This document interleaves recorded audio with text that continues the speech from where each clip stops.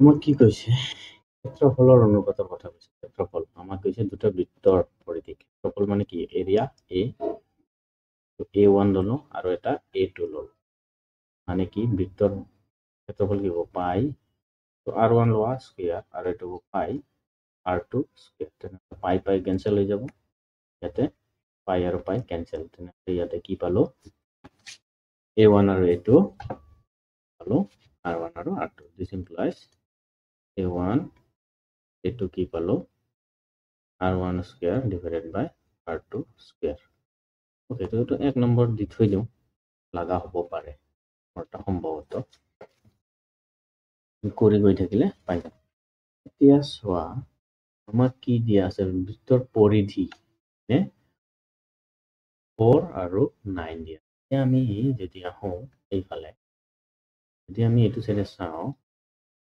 তাহলে আমি কি জানো পৰিধি তাহলে বৃত্তৰ পৰিধি সাৰকামফাৰেন্স তাহলে C1 লোৱা C1 divided by C2 circumference equals to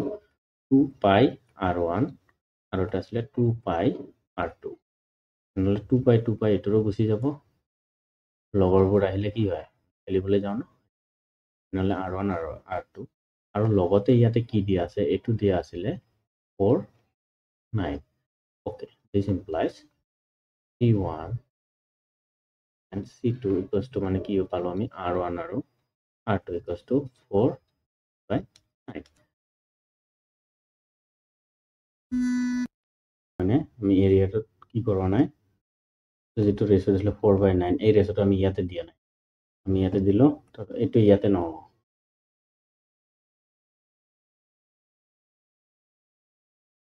তাৰপিছত আমি এটো যেহেতু পাই গলো স্কয়াৰ পালো নহলে এটো সমীকৰণ ইয়াতে এক নিদিম আমি এটা কি কৰিম a by a2 তো পালোৱে এটো নিলিখো আমি এটা কি কৰিম এতিয়া r স্কয়াৰৰ মান পাইছিলো R1 square divided by R2 square equals to 4 by 9 এটা যদি আমি স্কয়ার রুট গুছাও তাহলে R square হলে 4 হয়নে R square হলে 4 হলে R হলে কি হ'ব প্লাস মাইনাস 2 আহিব তাহলে আমি পজিটিভ মান লম নেগেটিভ মান নলও তাহলে আমাৰ ইয়াতে কি পাম এতিয়া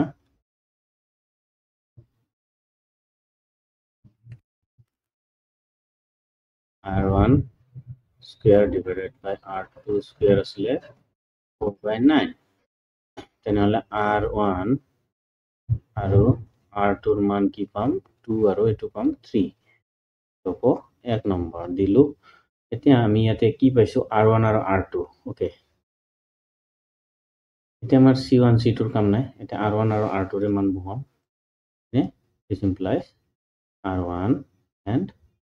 R2 equals to কি হ'ব 2 by 3 হৈ গ'ল এতেকে আমাৰ অপচনটো কি হ'ব 2 অনুপাত 3 আহিব তো হ'ব এনসার C